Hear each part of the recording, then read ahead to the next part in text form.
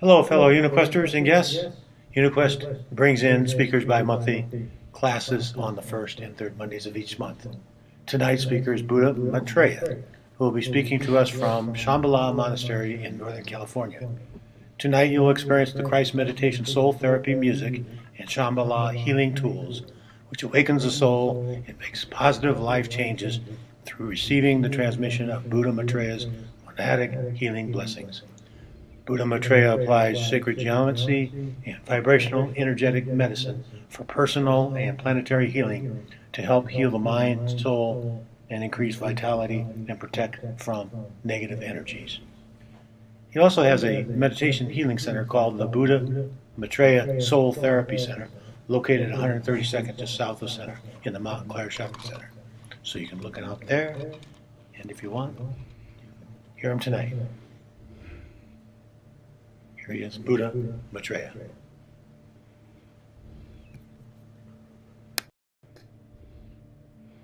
Okay, well, thank you very much, and I'm glad to be here, and I hope everybody is ready for a little bit of teaching, because that comes with the meditation, and what I'd like to do is do an introduction, introduce myself.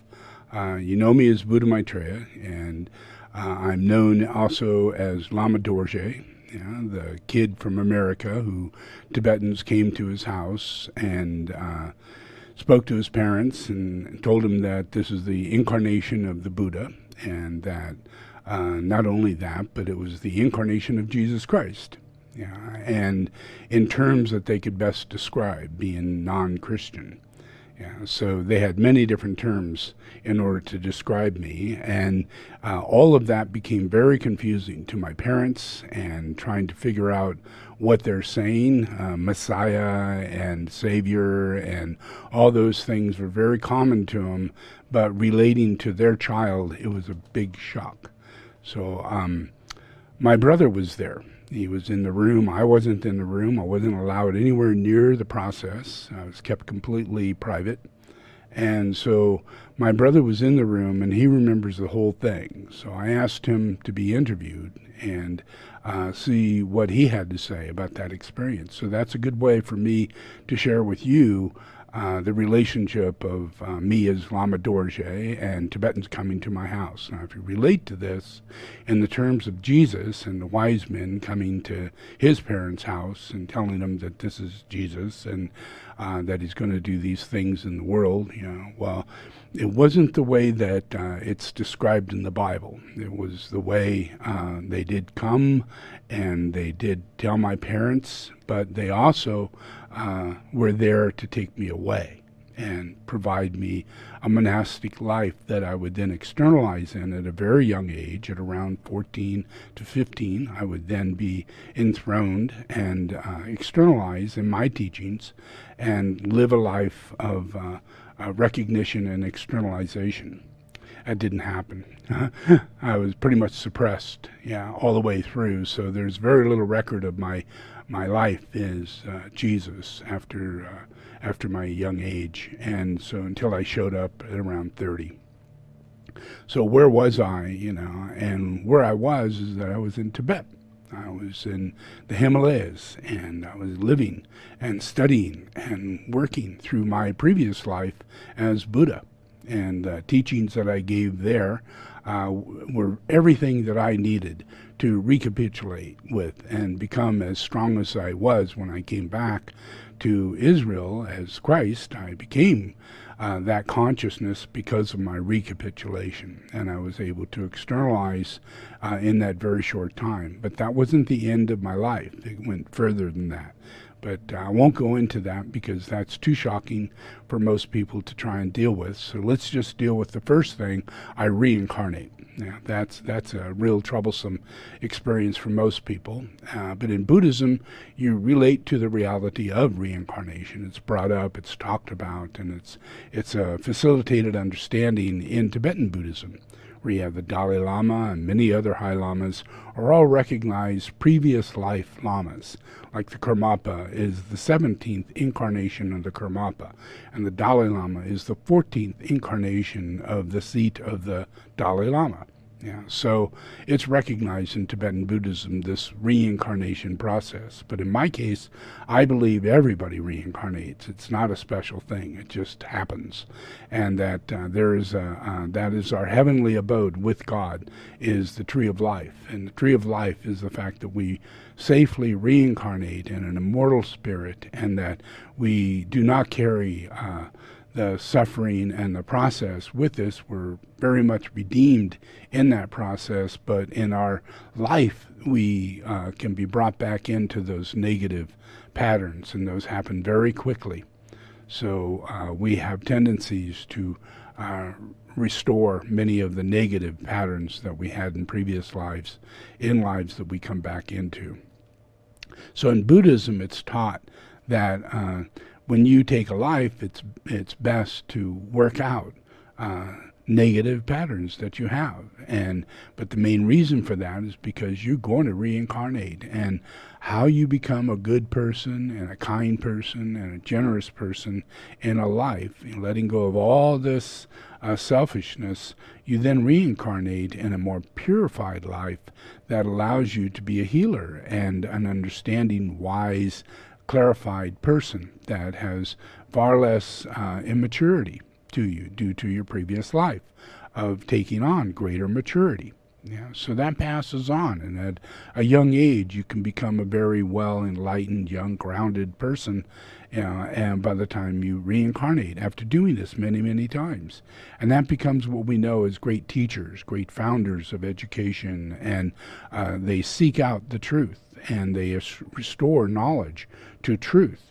So all the furthering of sciences, technologies, and the advancements of humanity is brought about by this reality. So let me show you the experience of my family as Lama Dorje. It's not like the movie. I do not go with the lamas. I do not go to Nepal with the lamas. My parents do not agree to anything, and it is a very aggressive process of throwing these people out of the house. And it took about an hour. I don't know how long, but according to my brother, it took about an hour. So this is my brother's experience, my family's experience, and I'll share it with you.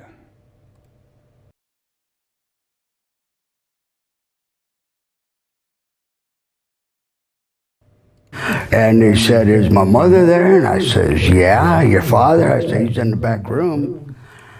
Come on in." We weren't allowed to let people in the house.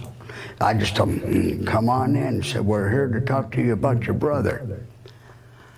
And about that time, my folks come out in the living room and ran me up the hall to hold the other two kids back. And the conversation I heard was that they're here to take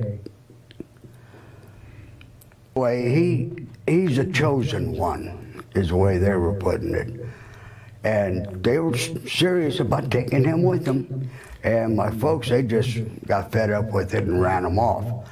I didn't hear nothing else about that till a year later when they got a letter.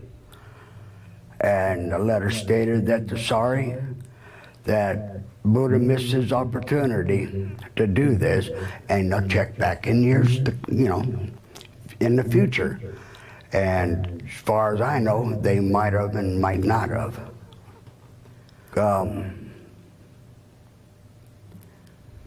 They were determined to get the point across to my folks that this is supposed to be, this has to be, and they weren't taking no for an answer. And there were these two old people in my living room arguing with my folks about taking my brother.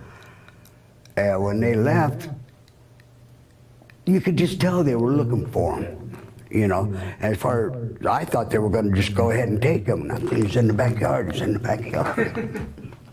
But I didn't know what it was. I didn't know Tibet or Dalai Lama or none of that stuff. None of us did. So it was, and I kept that story to myself till about a year and a half ago, 2 years ago. And I brought it up to Buddha, and I said, "Do you remember that?" He says, "I'm the only one." I said, "No, I remember it too." And so my mom and dad called him Buddha, little Buddha. And that went on for several years. And then he opened a clinic or something in Oregon. And they called him the Messiah. He's opened up a clinic up in Oregon. He's the Messiah. And it was just a private joke between them two. I never knew what was going on, you know, what they were talking about. But it's what these people, the Tibetans, had said to him while they were there. You know, he's chosen for this, and he's supposed to do this and that. And it's just, yeah. I kept sneaking up the hall so I could hear. I'd go from one door to the next, trying to hear what was going on. But they really shook my dad up. He got really upset, and my mom, she was basically laughing. She said, "This can't be real, you know, it's candid camera, some stunt going on. Her brother put him up to it and stuff like that." But she checked, and as far as she knew, them people didn't exist to anybody in my family but Ronnie. And it's just, what is that word? About him being different? Yeah. He was always different. He was always thinking. You know, he showed his intelligence way early when he was like 12, 13 years old. He was able to do things that other people couldn't do. But if you asked him for a hammer or a screwdriver, he wouldn't know the difference between them. But you could talk about a constellation in the sky, and he'd know what you were talking about. You know, none of us knew how he knew what he knew. Yeah, my dad called me in Vegas to come down and help him end it all. Because he's suffering strokes, daily strokes, and he had cancer, and he was terminally ill.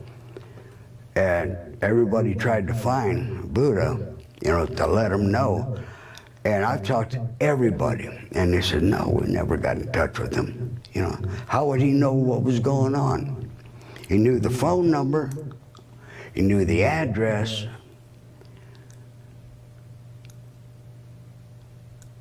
and what hospital he'd been in. He knew all three of them. I didn't even know him, you know.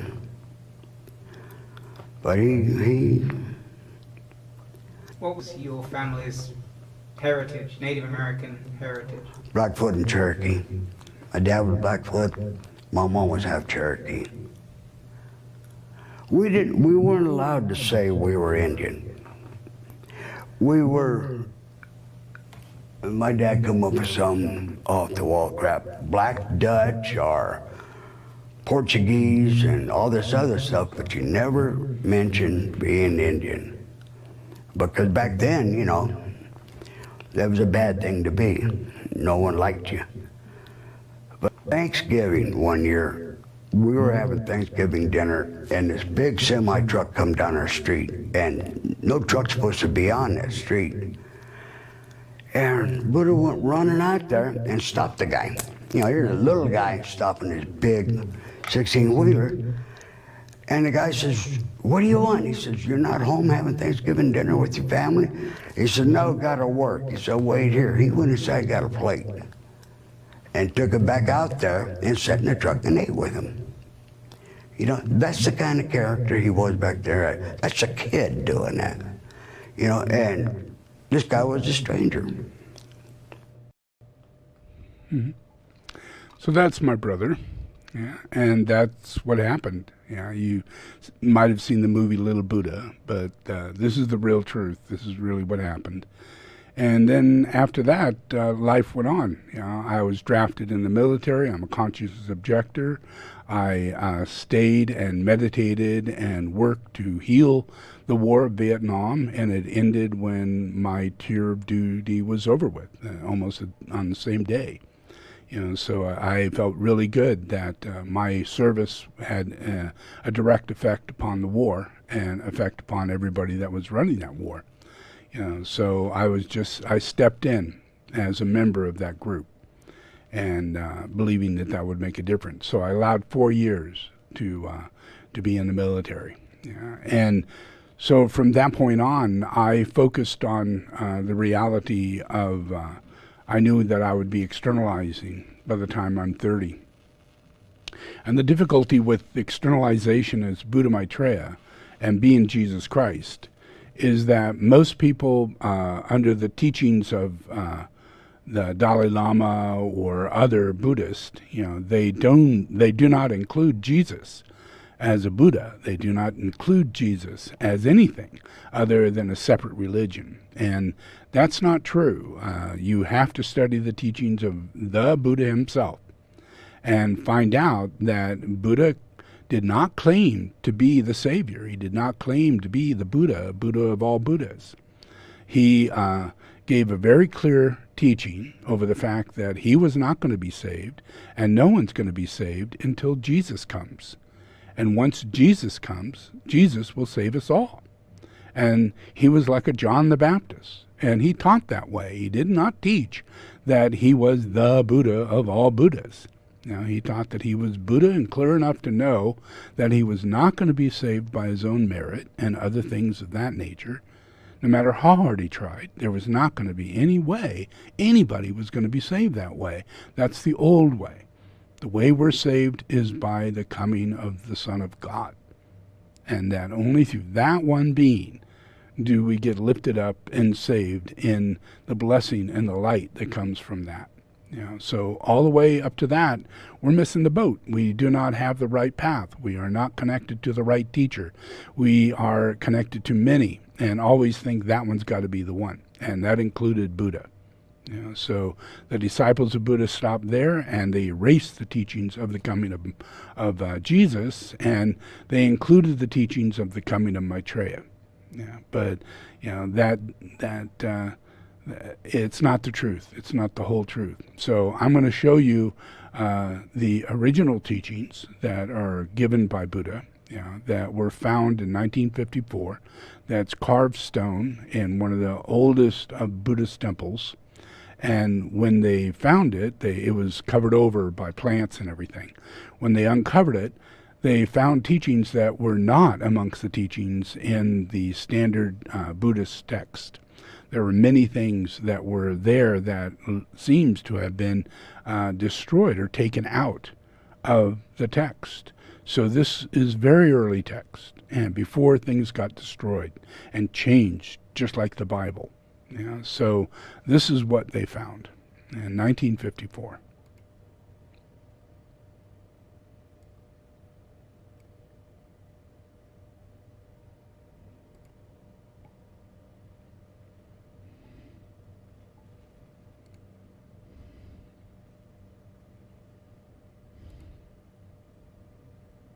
In the Buddhist scriptures of Cambodia, a prophecy regarding a holy one would come, one who would lead people away from the old way and introduce a new way. When Buddha was traveling and living in this world, there was an old Brahmin priest who asked the Buddha, "How will all men and all Brahmin continue in their merit-making so as to escape the results of sin?" The Buddha answered, "Even though all of you give alms according to 5 precepts, the 8 precepts, the 10 precepts, or the 227 precepts for 9 trillion years, and you raise your hands and offer yourselves as a burnt offering, or you pray 5 times a day, you will still not escape the results of your sin. If you do this every day, your merit gain will only be equal to the smallest strand of hair of an unborn infant, extremely small. You shall not enter heaven's doors." The old Brahmin priest asked further, "What are we all to do to be saved?" The Buddha answered, "The results of sin and karma are very great, heavier than the sky, thicker than the earth, and so high that it would be like an angel dusting the corner post of the temple compound with a cloth post that are 18 inches high, dusting them 1 time per year until the posts were worn down to the ground. When the posts are worn down, that's how long it would take to endure sins." The Buddha said further, I have given up my high position and entered the priesthood. I considered that even though I am good, I would have only a very small amount of merit at the end of the year. If I was given this same amount of merit for 100,000 epochs and live 10 more lifetimes, I would not be saved from sin's results even once. The old Brahmin priest asked further, "So what shall we all do?" The Buddha answered, "Keep on making merit and look for another Holy One who will come and help the world and all of you in the future." Then the old Brahmin priest asked, "What will the characteristics of the Holy One be like?" The Buddha answered him, "In the palm of his hands and in the flat of his feet will be the sign of a disc. In his side a stab wound, and his forehead will have many marks like scars. This Holy One will be the golden boat which will carry you over the cycle of rebirths all the way to the highest heaven. Do not look for salvation in the old way. There is no salvation in it for sure. Quit the old way, and there will be a new spirit like the light of a lightning bug which will come down from the sky, about to live in all your hearts, and you will be victorious over all your enemies. Nobody will be able to destroy you. If you die, you will not come back to be born in this world again. You will go to the highest heaven, that is nirvana." Buddha was correct about the uselessness of trying to earn merit. The prophecy was fulfilled. When Jesus Christ died on the cross to take away the human sin, through Jesus alone, one can find perfect assurance that the highest heaven is opened by God's grace, not by our own works.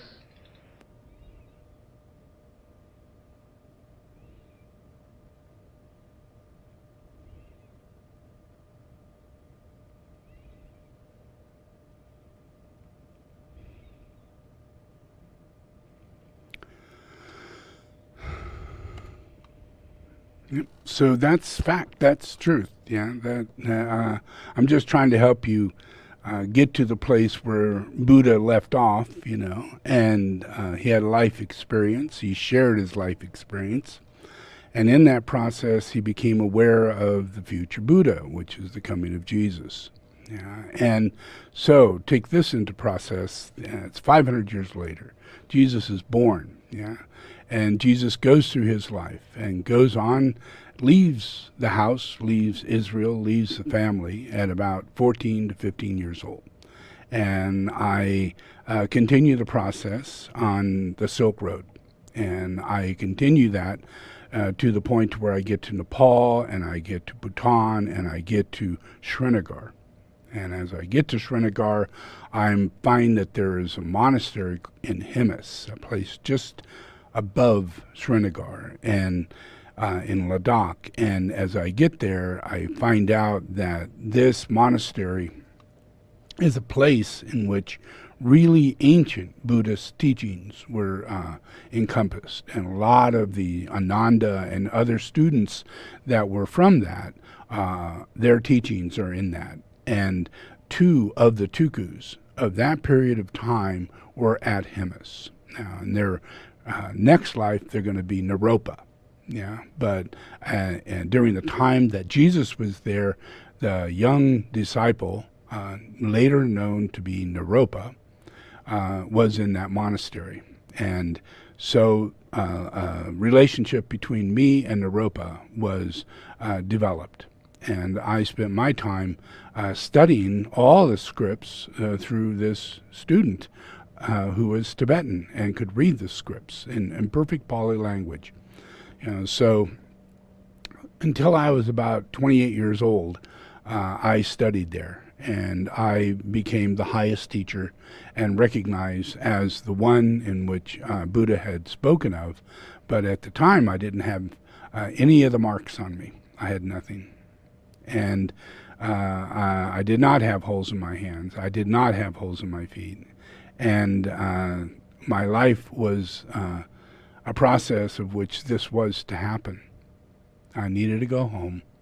I needed to let it take place, and I needed to ascend.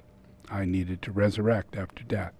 And I knew that this was going to be the circumstance, not an easy one. And I knew the whole outcome of what was going to take place. And I knew the people that I was going to meet, the 12 disciples and many, many more. I wasn't attached to anybody, including my mother or anybody else. And I was there solely to fulfill the process of the cross and to resurrect. And once I resurrected and taken on all the sins of humanity, I was able to then return to Srinagar and live out the rest of my life. And I gave the teachings and collected all the teachings of Buddhism and established the Mahayana. And that's all written down in archaeology in Srinagar by professors that are located there. So they know Jesus landed there. They know Jesus did all this. They know all of what I'm telling you. So through further teachings, I'd be able to clarify this. But these are all the things that really, really did happen.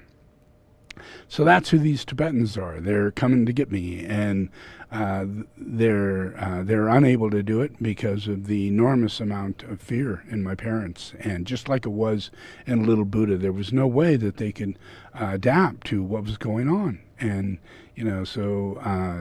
I helped make that movie. I gave teachings in London, and in that process, I gave the teachings of the coming of Christ as Buddha Maitreya and the coming of the Karmapa in a dilemma of there being 3 manifestation incarnations of the Karmapa, and that there would be a great deal of difficulty of people trying to figure out who is which of these 3 manifestations would be the real Karmapa. And my teaching was that what they're going to find out is that all 3 are the Karmapa, and that there are actually 5, and right now they're only looking at 3, and there are always 5 incarnated at all times. They just do not externalize in that way. They're not like brothers and sisters or anything like that. There's no obvious way to determine that they're the Karmapa. They have self-realization, and that's how it happens. Or their teacher, me, is incarnated, and I see the whole thing way before it ever happens, before the incarnation takes place. After the incarnation takes place, I'm even there for one of the Karmapas to give birth to that Karmapa. So I'm very responsible as the head teacher of this whole Buddhist thing you call Tibetan Buddhism. So my process was to help in the outcome of this Karmapa, because it was going to be a very horrifying outcome if no one said anything and they just showed up, and they're going to show up. So I spent 3 years in London teaching about the Karmapa, and quite often I had one of the Karmapas, the girl Karmapa, in the room as I gave the teaching, which was quite a phenomenon.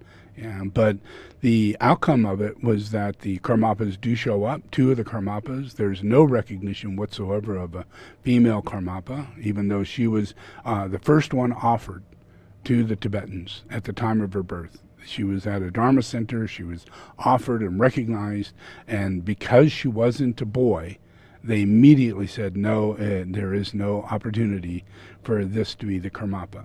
Karmapa can't come in the form of a girl. So they completely shunned that one, and no thought ever came up again about that Karmapa, other than with me, because I know who this person is. So that doesn't go away.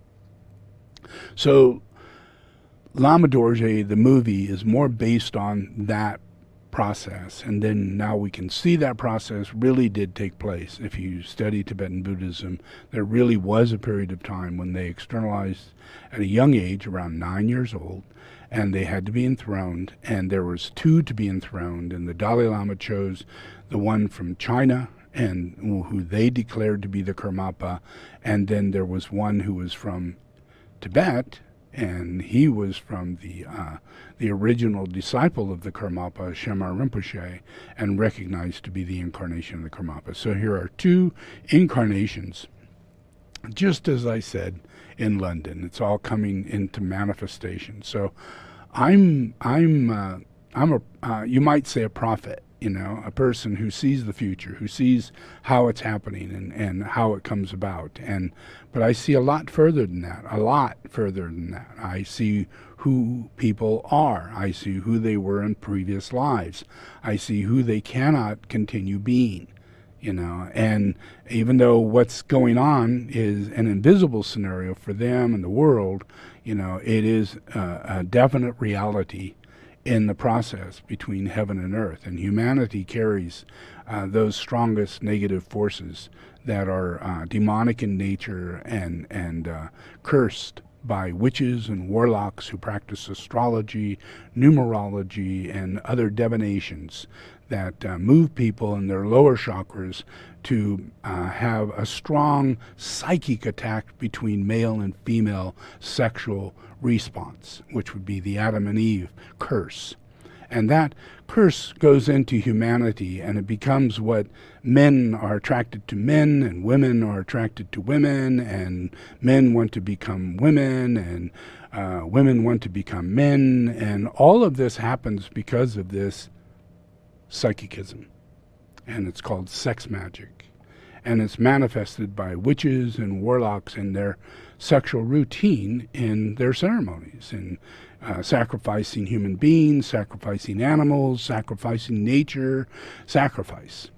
And in their process of their ceremonies behind the scene that none of you get to see openly, you get to see all these religions and everything going on, but you don't really get to see witchcraft and the coven of Satan that's happening behind the scene. And that instills into humanity a process of Satanism, and it's all paganism. It's based on most of what we do, whether it be Christmas or Easter or the Catholic Church and its process of what it believes in, and no one recognizes the fact that it's a church that decrees itself to Lucifer. And it is a goddess church. It has nothing to do really with Jesus the Christ. It makes Jesus the Christ the very smallest part of the entire church. And if you study it, you'll find that in their prayers are invoked upon Lucifer to bring Lucifer, the Son of God, onto earth, and not Christ. And you got to study it and listen to it, because it's right there in the invocations. It's done on Sunday, and it's done every Easter. And every Easter, they're not thinking Easter Bunny. They named it Easter because it's named after Ishtar, enormous satanic individual that is based on the reality of killing God, the destruction of God. Lucifer is the defiling of God to the greatest degree of pride. And the other one is the death of God, the actual killing of God, if at all possible. These two entities are the worst possible things that are found in the Bible, and the practice of the Catholic Church focuses on those two entities, using Mother Mary as a scapegoat in order to practice pagan female goddess worship. And everybody's got to go, Hail Mary, Mother of Grace, and all this stuff in order to keep that energy alive. And it is pagan worship. So paganism moves us into our relationship of practicing astrology or practicing numerology or even doing mediumship or doing a form of channeling, of thinking that, I'm channeling a master, I'm channeling Jesus. There is no such thing. There is no such thing ever. And anybody, is there such a thing? Everybody can have a personal relationship with Jesus Christ. And Jesus Christ remains an individual. It comes directly into your life. It affects your life like a friend would affect your life, an individual. And you have to take that as an individual. You don't become Jesus Christ. You don't become super duper because of Jesus Christ. It's a day-by-day relationship. And you have to have respect. You have to honor that relationship, because it's that way of relating that allows Jesus Christ to continue being in your life. It's a real thing. If you study the Bible, you'll find Jesus Christ is the embodiment of God that came with Adam. And Adam had the embodiment God standing there at all times. The the manifestation for that to talk to. So when the fall took place, it eliminated the ability for the embodiment of God to be on earth, to talk to us, literally, to witness the world that we're in and talk to us about it and help us on the path through that world. Yeah. So there was always, during the time of paradise, there was always the embodiment of God. During the fall, that deteriorated to the point to where there was no embodiment of God. And all there was the Holy Spirit. And the Holy Spirit was too close to channeling, too close to psychicism, too close to mediumship, too close to all the other things, because we're missing, literally, the embodiment of God, the belief and the reality of the incarnation of Adam, the incarnation of Christ, the reincarnation of the Avatar. Yeah. So that's what I teach. I teach about that process, and my process is, the Dalai Lama has 14 incarnations, the Karmapa has 17 incarnations. Well, you can look at me today as being the number one incarnation of Buddha Maitreya. And for every life that I will have, I will be Buddha Maitreya number 2, Buddha Maitreya number 3, Buddha Maitreya number 4, infinitely carrying on my lives on this earth forever. There will never be a time where there's the end of Buddha Maitreya. Never be a time. And it will always be the seat of Jesus the Christ. Buddha Maitreya means kindness. It doesn't mean Buddha of a family, Buddha of a person, of a personality, or something like that. It's a Buddha of kindness. All my bodhisattva processes that I've gone through, I did because of kindness, because I actually do care. I respond in that way. I respond to that in that way, even to an animal. Before my incarnation as Sakyamuni, I was a very young man, and I lived in the mountains, and I met these tigers, and my response to their need was to feed my body to those tigers. And that was a bodhisattva process. My experience in that process of giving, to that degree, moved me to the next degree in the next life to be the incarnation of Sakyamuni. So those life circumstances that I get put through are not a glorified thing that you would think that would be the life of Jesus or the life of the Avatar. Flowers everywhere and all holy things, yay, and all these ceremonies of good things, be rich or anything like that. It's really not the outcome of any of my lives. All my lives is I am absorbing the hardships of all mankind, of the life that we're in at that time, and I deal with it. I have the abilities to deal with it, and I deal with it through my faith and through my understanding, through my compassion, through my empathy, through my higher wisdom, and my spontaneity. So all of that is put into my tools. All that is put into my work, into my pujas. So the pujas that you'll be listening to in the meditation is based on invocations that purify the curses that come from paganism. You still all are pagans, whether you believe it or not. If I go on and continue talking, you will realize, oh my God, I'm that too. So I put it down into the puja of glamours. I put it down into the puja of dispelling the things that causes you to do the things you're doing, that you can't identify with, like extraterrestrials. You might think, oh, extraterrestrials, they got to be good, Well, not necessarily, We, in history, we have taken time to be involved with extraterrestrials, and that's where the greatest of all worst curses came from. And those curses created the lunar lords like Trump and Hitler and all those people who come back as dictators and are possessed by this lower terrestrial force, brings them to a delusion of glamour, which is extraterrestrial. The same terrestrial forces that are below us in our natural nature turn to pride and enormous glamours that become what we call extraterrestrial. We're all terrestrial, but if we go really bad, we get extraterrestrial, and we lose all contact with the ability to be in nature anymore. We think we got to rule, we think we got to dominate, we think that we're gods. So it's that glamour that's being dispelled, and that glamour influences people to move toward witchcraft. It influences the sciences of pagan worship to move into humanity, to create science that is worked right into our culture, works into our entertainment, works into our movies, works into everything. And it's so prevalent that you can't see through it. You can't recognize it. You're willing to watch vampire movies, you're willing to listen to rap music, and you can't discern, you can't discriminate. So those are the curses that I'm here to reduce, to bring down and absorb. So I've been doing this for a very long time. You know me for Jesus. You know what I did as Buddha. Well, I've been doing this ongoingly every life, all the way up to this one right now. And right now, I have a very serious monastery located in the United States that's putting out tools, and I'm connecting both the East and the West.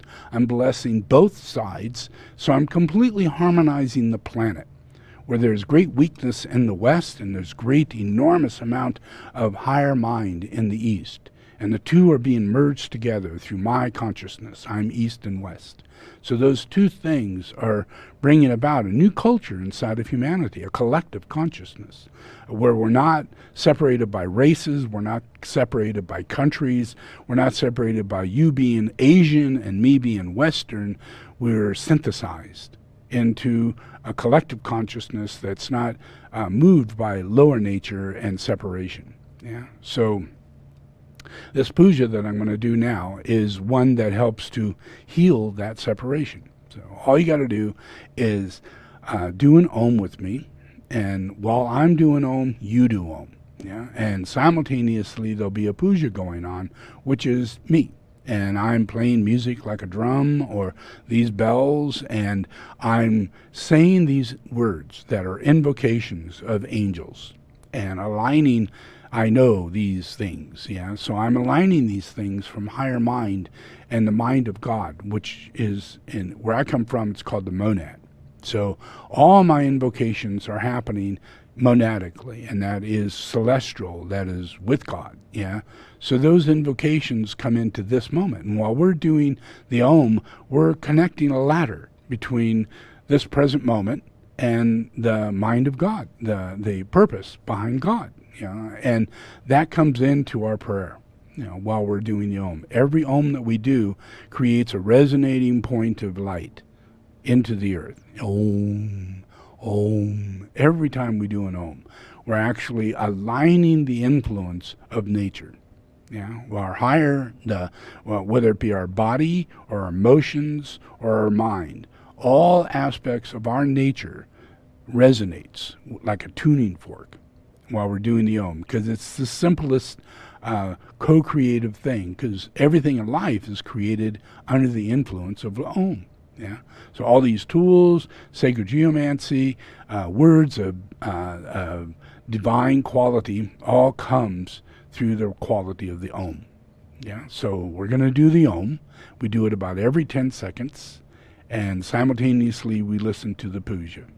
So we just stay quiet after the puja, and we continue the Om for 3 Oms, and then it goes quiet. And then I start talking a little more, and we finish up about 5 minutes after that. All right? So we do an invocation prior to this, and it's one that aligns us. It's like I call upon Jesus Christ, and I call upon Father God, and I call upon, all these things. Well, that's what we're going to do right now. We're going to call upon Jesus Christ, and we're going to call upon the Father God, and we're going to call upon that to heal us, and to heal our mind, to heal our emotions, to heal our physical body, and to bring us into a better relationship with Christ. The only one, the only thing we need to have a relationship is Jesus Christ. We don't have to think about, how does this happen? Why does astrology work like that? Let all that go, because that's Lucifer. That's another teacher, It's a whole other thing, all my teaching is to tell you paganism does exist. Get out of it. If you have a book, if you have a newspaper, if you talk astrology or refer to anything in some psychic weird way, let it go. Don't trust it. Don't think this is not an experiment. Yeah, we are not messing around. Yeah, you got to take a stance, and your stance has to be with Jesus Christ. And the teachings of Jesus Christ are very stern, very direct, and the only way you're going to pass through this thing is following those authorities. Yeah, because the other authorities are all fallen angels, and they're ready for you to fall. They're ready for you to move in that direction. Yeah, so there isn't a virtue that can't be brought forth. And these invocations help to bring that about, because it's aligning your ashram, your soul, and your monad. Yeah. So when I say ashram, I'm talking about the fact that you're a spiritual person. Maybe not this very second, maybe in hopes you are. Yeah. But in the future, you will be blessed by Jesus Christ. Personally, you will wake up by Jesus Christ. You will become awakened through that process of Jesus Christ. And Jesus Christ in this world is the head of this world, the whole of the world. Yeah. He's the Lord of the world. Yeah. And in that process, it's an ashram. The whole world is an ashram. The freeway you're on, the store you go to, the restaurant you go to, it's all an ashram. Whether or not it should be in existence is dependent upon the people of the ashram. Yeah. If you choose not to eat sugar, then there's going to be far less sugar produced. So we create the ashram through our actions, our goodwill in action. And by healing these qualities of our nature, the ashram, slowly but surely, is built. Yeah? It's not a physical, structural thing. It's every living human being taken in relationship to Jesus Christ. Not the Pope, not the Dalai Lama, not Michael Jackson. I don't care who you think is fancy, who you think is the best of the best. Drop it. Yeah? Just go one way, just one person. That's it. Because this one reincarnates along with you. And we're never going to be a time where we're not incarnated. So we can always talk like this. Yeah? We can always have this relationship like we're immortal. Yeah? Eternal. In life. You cannot imagine a better life than going in and out of life with Jesus Christ. You can't imagine a better life.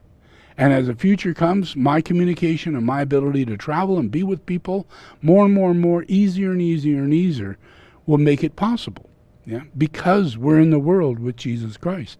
We need a world that's like this so we could be with Jesus Christ without it being a big hassle.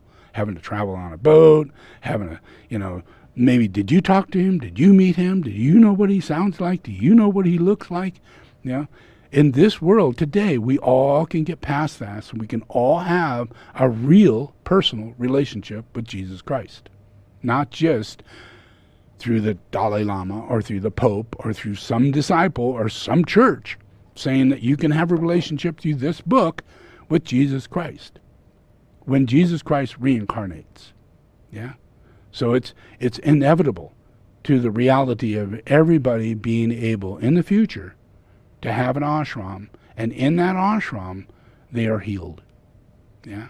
We're not talking cancer, we're not talking leukemia, we're not talking all these things that suffer inside of humanity is over with in the ashram. So it's vitally important to get rid of paganism, because it's what's causing your problems. All of it. Every single bit of it. Yeah? Okay. So, invocation. Just repeat after me.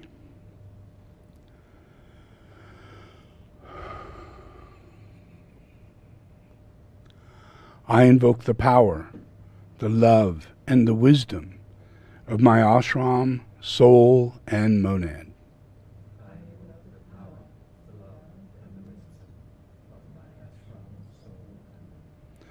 To guide me into the right activity in the plan. To clarify and stimulate my mind. To transform and transmute my feelings and emotions.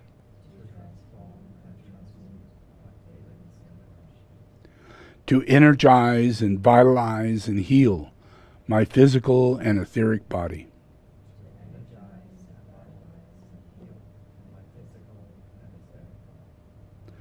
So there is a normal flow of energy in my physical and etheric body.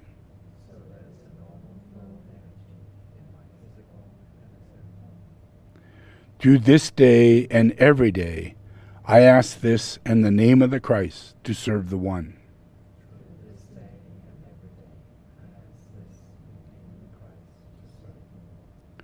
All in the name of the Father, the Son, and the Holy Spirit. Amen.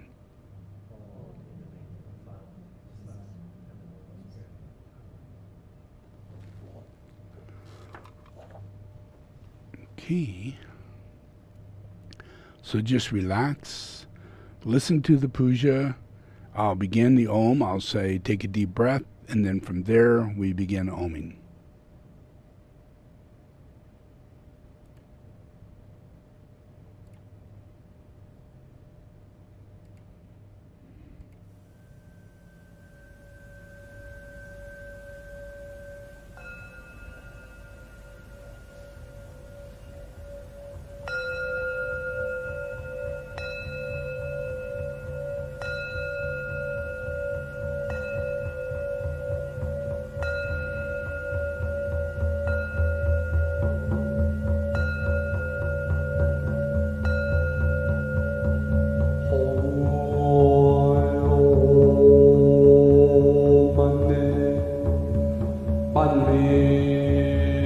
Okay. Take a deep breath.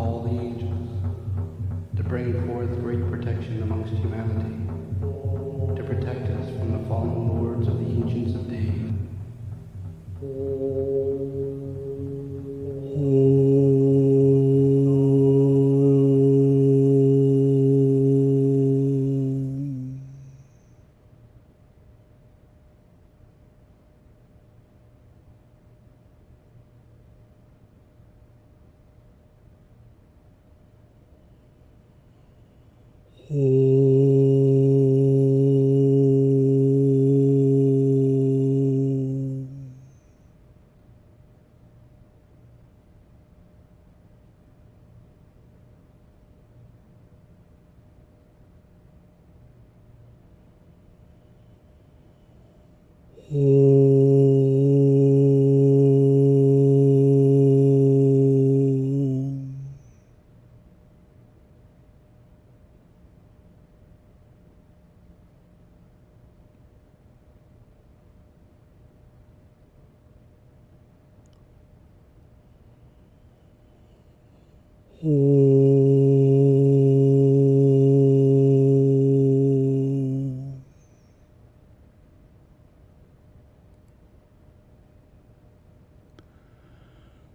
just relax.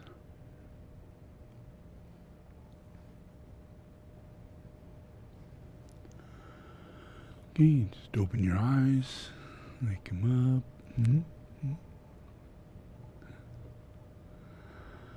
All right, so we can see we have a world that has a few problems. Yeah, we have a totally insane president, and we have an insane situation. And we are finding that we really, all of us in every country, are doing just well enough to cope with this and see how we better should cope with it, and then move toward coping with it better. So that's a wonderful thing, because we'd be in a really bad thing if everybody was like President Trump. You know, I mean, it's like living in China. Yeah, you know, so same scenario there, same scenario here. Yeah, there's really not a big difference. It's just that, you know, they try and make it look like it's less than it is. That's all they did. That's all he's doing. You know, every month, every week. You know, and then he gets on board. You know, because he knows he's not going to get reelected unless he gets on board and takes credit for any little bit of this thing that's working out. So we have a real elemental problem. And I came in 1951, and we were in the middle of a nuclear holocaust that was going to happen in America. And I needed to stop that, and I needed to turn away 2 nuclear wars that were inevitable to happen. And they were continued, you know, throughout 2035. That would be the third world war, the third nuclear war. Yeah, and never happened. The first one did not happen. The beginning strategic arms process of Japan. There's not a lot that I could do about to keep that from happening. Yeah, and so we in the hierarchy, we rushed up as much as we possibly could to move things away from the direction in which mankind was moving, which was worldwide destruction, planetary destruction, major holocaust. Yeah, you know, and one more after another, which just makes it worse. Yeah, and we can't come out of it. What you're having with this is nothing compared to having nuclear bombs at 10 to 100 times the size of, you know, Nagasaki, you know, hitting San Francisco and New York and LA and San Diego and all of you know, just every place, hundreds of them coming down, you know, and just the craziest ass people facilitating a very demonic pledge to destroy this planet. And you know, we got one guy here, we've got other people in North Korea, we've got others that have their scenario. Yeah, so all of this is in process of healing, whether you understand it or not. It's not looking good. Looks like it could have gotten really bad. Yeah, but it's really actually in the process of healing. Yeah, so incarnating in 51, in the amount of time that I've given to heal this planet, yeah, I've done a lot of work. I've fulfilled a lot of projects. Yeah, I put mankind on the moon. Yeah, I moved weapons that would have been rocket ships and nuclear bombs and nuclear rocket ships into becoming strategic scenarios for us to get satellite station in space, and for us to work through science, and us to begin negotiating international lab and an international space station. All that was brought about by my work, emphasizing being within the group of NASA, being within the group of the space program at a very early age. So I literally put my time and energy into that in order to be lifting people up by being a part of a certain group. So that altered humanity, but by the time I got to be 30 years old, I had been dealing with extraterrestrials, which most people just think are like a total fictitious facade thing, and they're not. They're very real. They abduct people, they do harm to people, they come exactly in the form of demons. They're everything we ever think about a demon. We're talking extraterrestrial here, so it's not a good thing. And they are in and out of the scenario because they're breaking the law. And the reason why they're not being seen, why they can't come and just make themselves known and take over the whole planet, because God exists. God stands between you and these extraterrestrials. So I spent all my youth dealing with the process of that kind of thing, and then by the time I get to 30, I meet all the top abductees of extraterrestrials, contactees of extraterrestrials. And the movie Close Contact with Third Kind and all these different movies come out of nowhere, simultaneously at the same time that I'm actually dealing with it on a real reality. And I'm dealing with it in a way that I'm learning what it would take to change this process. So I began working for 10 years developing the science of the soul.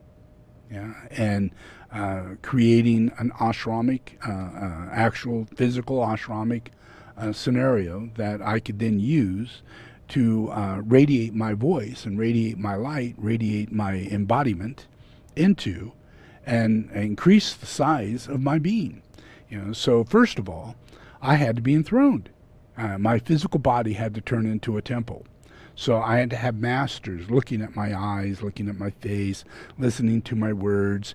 I had to get myself psychically. I had to move myself into that circumstance, which is not an easy thing, because, they're not people you call up, go on the web and say, how do I, sign up, to be externalized as Jesus or something. So it really is, you got to go right into it, and you literally let them see you, let them witness you, So I had to spend 10 years in Nepal, hanging out in Nepal. Not an easy thing to do. I started in 1984, and I sat there with lots of Rinpoches and a high master, Swami and everything. They all recognized me, and they wanted to enthrone me. But there was no way I was going to be enthroned without them recognizing this little girl who was the Karmapa. To me, that's more important than me, because I'm not going anywhere. I'm in charge of everything. I don't have to worry about my enthronement until the year 2000. That's when I have to be enthroned. So this is 1984. This is way ahead of the time. So I'm not worried about that sort of thing. I'm worried about the Karmapa. I'm worried about the Tukus. I'm worried about my students. And they're out there. And I need to help find them. And I need to organize a way to save them from the Dalai Lama.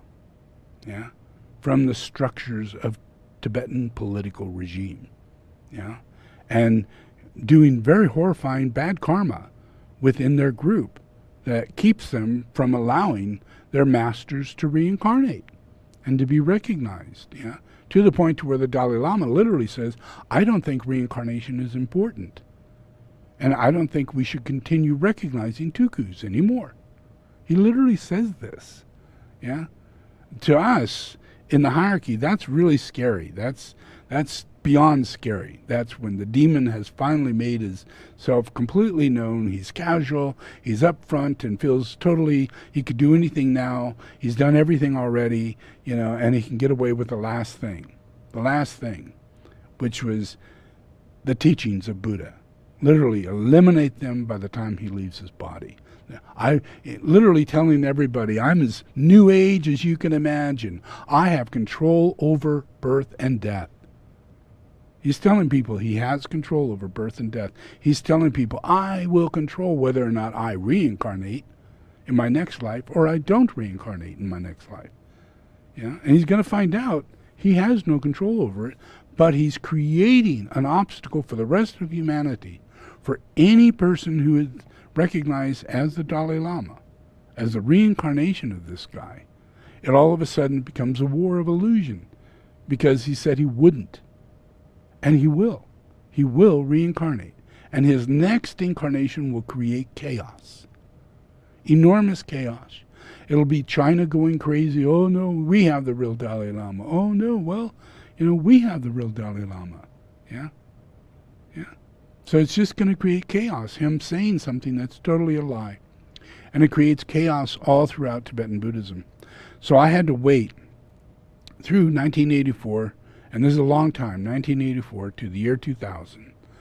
And I had to establish a process of, all the different sanctuaries of the earth, whether it be where the tooth of Buddha's at, find all the fallen lords on the planet, from Sai Baba to Michael Jackson to many, many, many people you think is all just fine and dandy. But in reality, they're reincarnations of really, really evil people.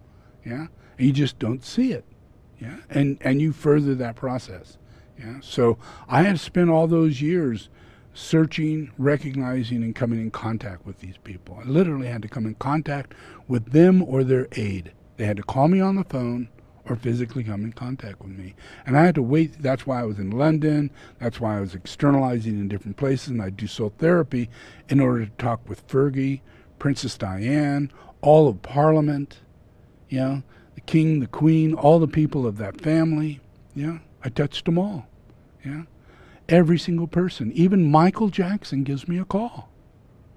And I said, no, unless you're going to tell the truth. Unless you're going to confess and tell me the truth, because I know the truth. If I tell you you're doing this and you say you're not doing this, nothing's going to come of this. You're going to walk away the same person you are when you walk in. You must tell the truth. And he says, no, sorry, not going to do that. And this is when he's having sex with both those boys. And this whole event is taking place in 1995. Yeah? So in 1993, yeah.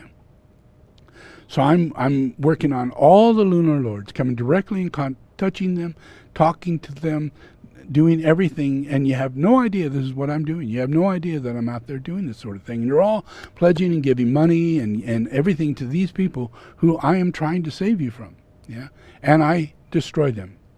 Every single one of them. They all are destroyed. Yeah? Their lives are short and they die horrible deaths. Yeah? Because they're not going to be saved, but they're going to be judged by God. Not by me, but by God. Yeah? And the process that I then do after that is that I have to build a monastery right after I'm enthroned. So I run back to Nepal. Stay there from 1995 to the year 2000. And I hang out there. Yeah? And I make a legal church, and I establish a church of Shambhala Maitreya Sangha. Yeah? Which is the most powerful thing that will ever be put on this planet. Planet Earth is the earth of Shambhala Maitreya Sangha. Every living human being is Sangha. Every living human being. And that includes plants, animals, vegetables, minerals, rocks, and water. Even the gases in the air that you're living in. All of that is under the sacred reality of Godhead. Yeah? And nothing falls short of that elemental grace of the Holy Spirit. And that creates a sacred planet. Unless that's going on, you ain't got a sacred planet. You got extraterrestrials running you. You got lunar lords running you. You've got demons on TV. You've got people running around in perverted states, and you're tolerating it because you're possessed. Yeah? You probably know your astrological signs better than you know anything else. Yeah? And it's just a process of helping to clean this thing. So I had to go through my process, and I wait, and I get enthroned like this, yeah? And I go from one enthronement to the next. And then I get out of that, and as soon as the enthronements, all these enthronements, every single area of Tibetan Buddhism I'm enthroned in, whether it be the Galupa, the Nyingmapa, doesn't matter which they are, I'm enthroned at the top as the founder of each one of those systems. Yeah. So once I've done that, I can head back to America, and with these honors and all the certificates, I'm able to say, let's look for a piece of land. And I'm going to build the monastery for Earth. Yeah? The beginning point of healing the earth, where Jesus Christ will always be known as on earth. Yeah? The place where we always know Jesus is here. Yeah? Yeah? So I build this. And this is where we're at. This is Shambhala. This is the pyramid. This is the first capstone that went on it. You know, it went from that to putting in the domes. And each one of them with dome, and there are 6 domes, they all create a 6-pointed star in configuration, just like all the symbols that you see for Shambhala. And in that is a pyramid. And right here you see a capstone coming down on that pyramid. Yeah. So all of that is to influence the science that God created this earth with. Now, this science, a mathematical science of the finger of God. Everything's got a fingerprint. Yeah? Your ear is different than anybody else's ear. Your fingerprint is different than anybody else's fingerprint. This is God's fingerprint. Yeah? God's fingerprint, right there. Not your fingerprint, not Joey's fingerprint, not Mary's fingerprint, God's fingerprint. This is it. Yeah? So all I do is that I put this on top of that fingerprint. Yeah? And I radiate the fingerprint. The same geometric form, the same mathematical configuration. The temple is the same. So I'm literally enthroning planet Earth, just like I got enthroned. Yeah? Just like they did for me. Yeah? So I do it for every living thing on this earth. I take my enthronement and all my certificates, and I build this frickin' thing. I build it, and I lift everybody up. Everybody up. All the merit, all you know about Jesus Christ, all that you've ever known about the right things about Jesus Christ, is all passing into everything now. Yeah? And every day, it's being moved and awakened in that. The laws are coming back into order. Yeah? It's not about Peter, the closest disciple of Jesus, telling you now these are the things that you should do, and the next disciple can do this or that, and that disciple, you know. That doesn't even exist. Yeah? There are no such things. All there is Jesus. Just Jesus. That's it. And all the things that I do are different than what anybody else does. Yeah? My music is not like anything you'll ever do. My ashram is not like anything you'll ever build. Yeah? The making of this particular system, this place is like beyond crazy. That's amazing. Yeah? And then it's placed in a location like this.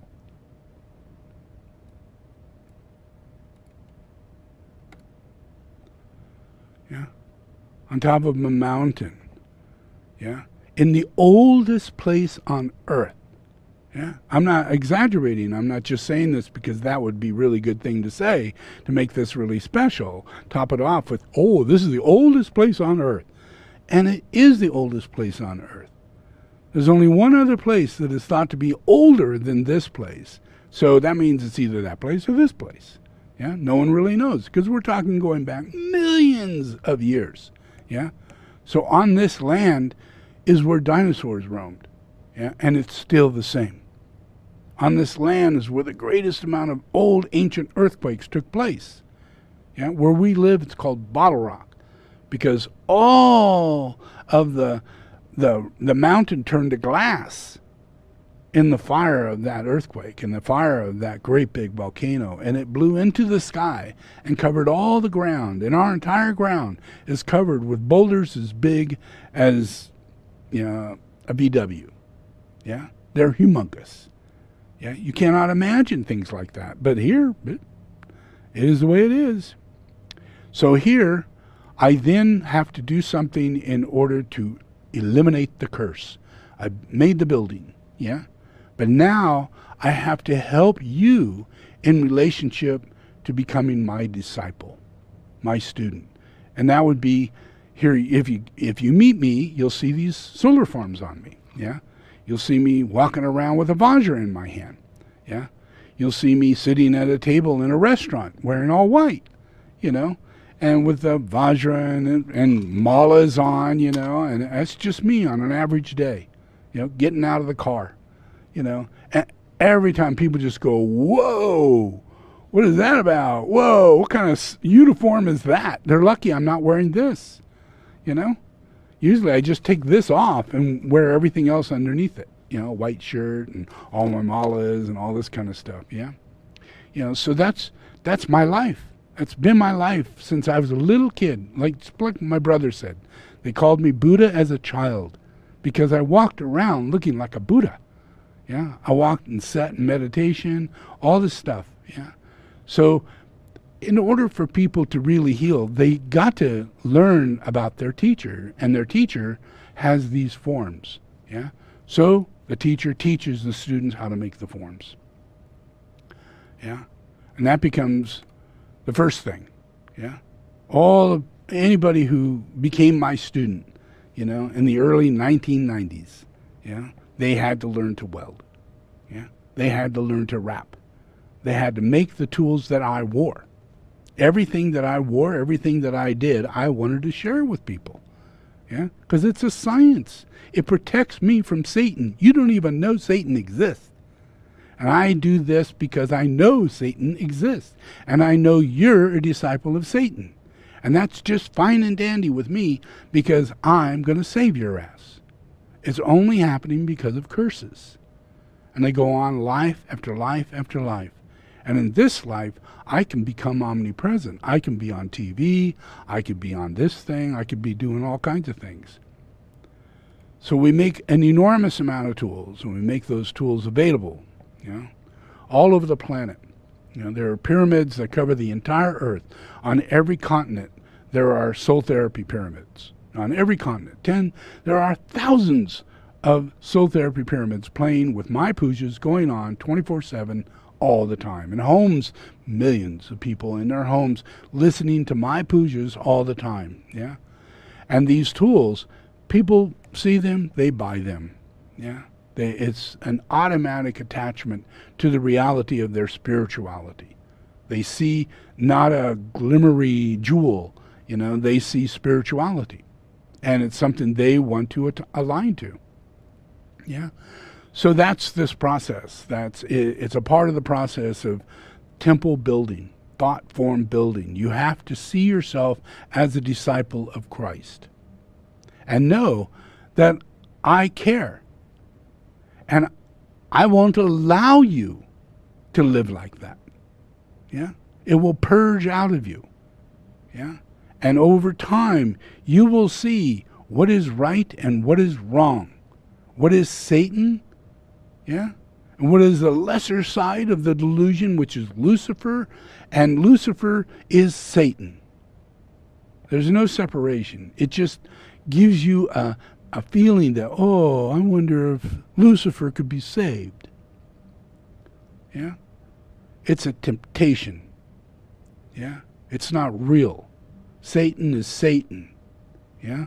And all the legions of the fallen angels that come with it all have to be released from your relationship in life. And they have names. Yeah? Anger, jealousy, enviousness. Yeah, all those things are the names of demons. Yeah? And if they're in you, if that experience expresses from you, you've got that demon in you. That's its name. That's yours now. Yeah? I'm a jealous person. I'm an envious person. I'm this and that. Yeah? Those are the things that I reduce and cleanse and cure you from. It's a curse. Yeah? And it's elementally controlled. So all of these tools, all these little things that I make, are all there to vibrate with the temple building process of the coming of Christ. It's a slow process. I've been here for a long time, and yet you don't really know this. So it's a coming of Christ. I'm coming. I'm in the Holy Spirit. I'm behind the scene. You don't really know I'm here, but yet you do. You still got to go, well, is he? You really think he is? But yet he calls himself Buddha. How can be Christ? I'm not trying to confuse you. I'm trying to eliminate false teachers. And Buddha was the first right teacher. And I will stand behind that. I stood behind that. I stood right there and said, yeah, go for this. Prepare the way, because I'm just ahead of you. And when he got old, he then told everybody about me. And when he died, on the days that he was dying, the last days he was dying, I was standing right there with him. And he turned to everybody and he said, don't cry anymore. Don't suffer. This one here is going to be your next Buddha. And I was Maitreya. So that was the cleansing. I was literally there at the time of his death in order to make the transition easier for people. But yet, no one, they all ended the reality of the fact that he reincarnated after that. And continued reincarnating. And that took many lives, from the life of Buddha to the life of Jesus, to get to the point where I was able to incarnate as Jesus. Many lives. There are many lives that in previous times Adam lived at almost 1,000 years. So just imagine, that's the lineage of Jesus. That's the energy and vibration that comes from Jesus. He's the last priest of the order of Melchizedek. And that means the lineage of Adam. So when you take teachings from me and you work with these tools of Metatron, you're working in the last order of Melchizedek, which is a direct lineage to Adam. So you're talking Genesis. And the power behind Genesis is what comes out of me. And that gives life. It resurrects people, it heals people, but it does more than that. It gives and extends life. It gives us life. So in my family, we normally would live 1,000 years or more. So from where I'm looking, everybody has this in their temple. It's hidden in the temple. And we need to get the temple to fill up with the Holy Spirit, so that the temple becomes what the temple's meant to be, rather than just a trash can. Something we just consume things with, and we use our bowels, just for waste of food, rather than knowing that everything we eat is prasadam. And if we're in a temple and we're good people and we're eating with simplicity and light, and we fast and we do all these good, right things, all of our body becomes this illuminating vehicle to heal the earth. All the things of the earth pass through us. We're microcosm, macrocosm. We're the healers, the caretakers, for every single thing. But unless, this is how you become a disciple, is that you know that this is true. And you live this way. And it stays with you. And that's your foundation. That's bodhisattva. That's the influence of having right nature inside of you. And then you give freedom to all nature. You give freedom to everything. You can eat a piece of meat, and you can have love and understanding and compassion and all kinds of things, because you're making choice. I'm only going to get grass-fed. I'm not going to eat that much. That way, over my lifetime, I might have eaten 10 cows. Normal for a life. Not 100 cows and 500, buckets of ice cream and, 6,000 buckets of French fries and, all the other things that come with our desire body. So it's the desire body that has to be healed. And it is brought by those lower elements. Yeah? So the pujas that I do, all the things that I do in the pujas are there to resonate with your higher elemental bodies and to build your temple. Yeah? So it's necessary to listen to my pujas and use those as your meditation and build your temple. Yeah? Because the one who's literally the temple builder is the words and the invocation, me, that I'm invoking through these pujas. And the temple isn't just you, it's personal and planetary healing. It will heal your husband. Yeah? It will heal your children. It will heal your mother. Because everybody's cursed. Everybody's cursed, and they curse you. So I work to heal everybody and everything. If you take it in, it will touch every part of your relationships in life. It's just the way I work. Yeah? So a lot of people get a solar form and think, oh, this is only going to help me. Not the way it works. It's going to change your job. It's going to change your position in life. It's going to change all your relationships. Everything, yeah, is going to change. Yeah? So it's important to understand that this is an ashram activity. Yeah? And people need to get themselves together, knowing that I'm not a part-time disciple. I am born to be a disciple. This is my only purpose on earth. Once I make this commitment, I'm free. Now I can eat. Now I can live. Yeah, now I can have relationships, because I'm going to try my best to discern and discriminate. Yeah? And keep away from all these things. And listen to puja and give my solar forms and all of that. Yeah? Because this is a church and it's the science of the soul. We need a soul. We all want to believe we have a soul, but we'd be healing everybody. We'd be healing each other. Everything you see in the disciple relationship of Jesus Christ and all the work that I did but they didn't do is what I expected of them. It was examples I was showing. It wasn't like I was going to walk around and do all that all on my own. My expectation was to show the example, and with a little bit of faith, you could do the same thing. Yeah? But with no faith, you won't even try. Yeah? Yeah. So that's the purpose of these tools, is to give you an etheric weaver so you can try. Yeah? Yeah? And it works. Like a super duper magic process. It heals people, it helps people, it changes everything. Okay? So thank you for allowing me into your Unity Church and to spout off my teachings for you to better understand Jesus Christ in this life and all your lives. So enjoy.